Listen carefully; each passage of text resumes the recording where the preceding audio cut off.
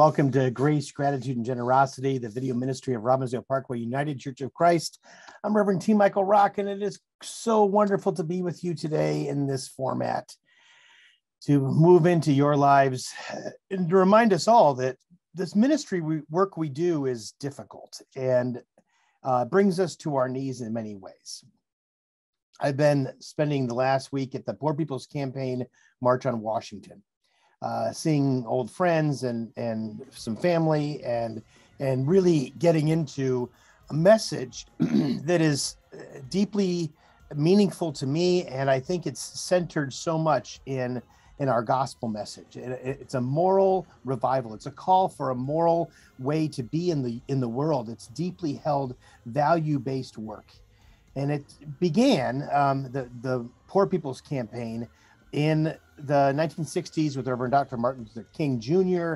And the Poor People's Campaign in its original iteration dealt with the three evils that are still very, very hard for us to hear, because it calls out the complicitness of many of us, and certainly our politicians, and all our politicians, not just some on this side of the aisle or that side of the aisle.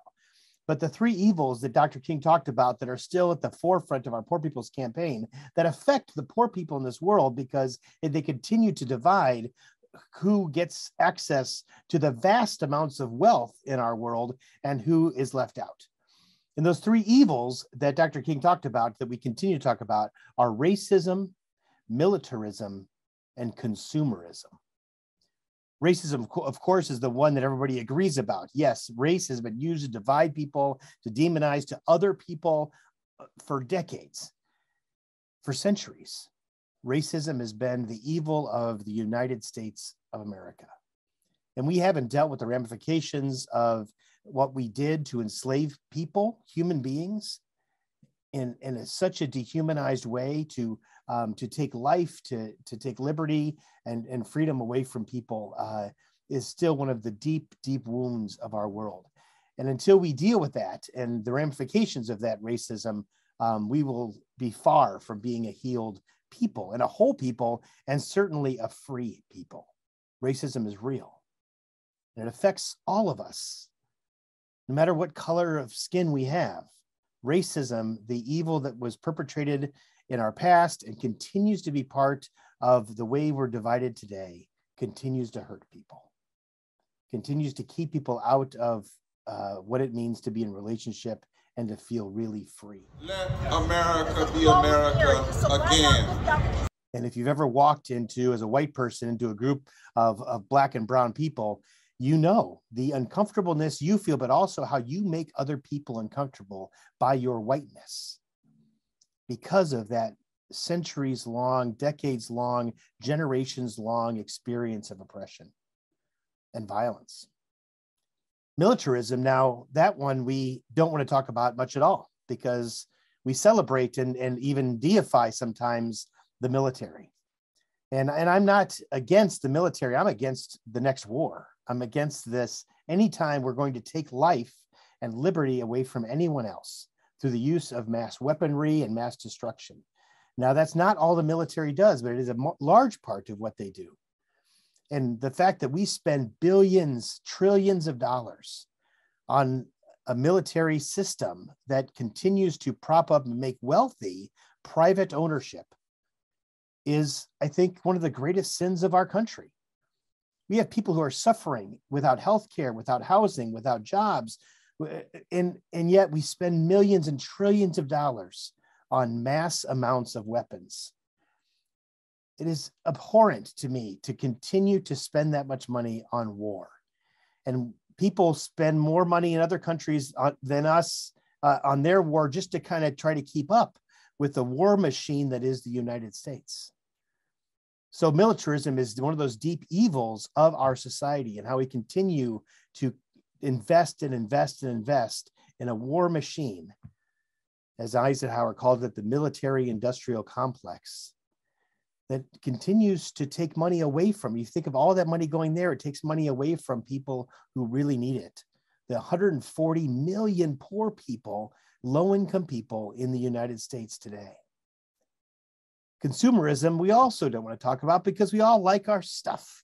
We all want to have the things that to make us feel comfortable and to make us feel safe. And those things, that consumerism model, that capitalist model, continues to divide people. We want to spend and spend and spend as opposed to give and give and give. Now, if we just transferred our priorities a little bit into more a giving model, a more generosity model than a more spending model, we would have enough to go around. We'd have enough to spend, to pay all the bills of our social service organizations, our churches, anything.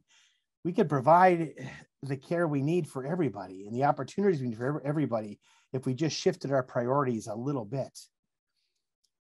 The Poor People's Campaign focus on these three evils that have been part of our world for so many years. And today's iteration of the Poor People's Campaign adds two more.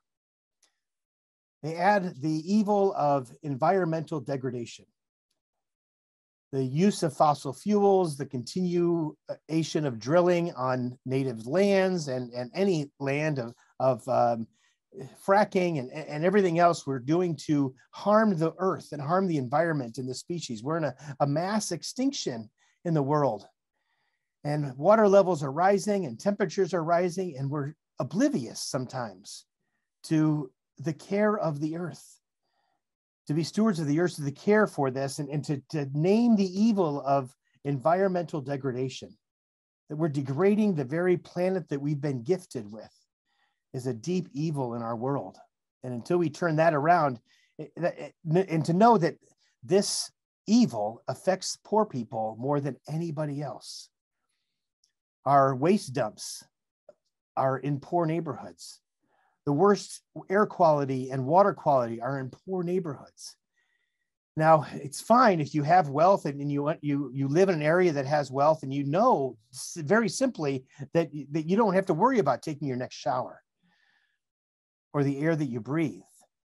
But that's a real issue for the 140 million poor people and low-income people in the United States of America. That's almost half of our population. So to put out that evil is very important. In the fifth piece of platform for the Poor People's Campaign is the myth of Christian nationalism. This idea that somehow this is a Christian nation is an evil perpetuated by people in power. And it's to the detriment of poor people, because the wealth gospel that many people have abided by is that wealth is a blessing from God. And this Christian nation wants rich people to feel blessed by God. So for those millionaires and billionaires, aren't you so blessed and so wonderful? Let's lift you up as the most important people in the world, because you're so wealthy, you must be so holy and blessed by God. That's the myth and a deep evil of our world, that we're not focused on the wide variety of ways people live and breathe and experience divine energy and power and wonder and awe. And that includes the poor and low-income people as well. And so that's the fifth piece of the platform, is the myth of Christian nationalism.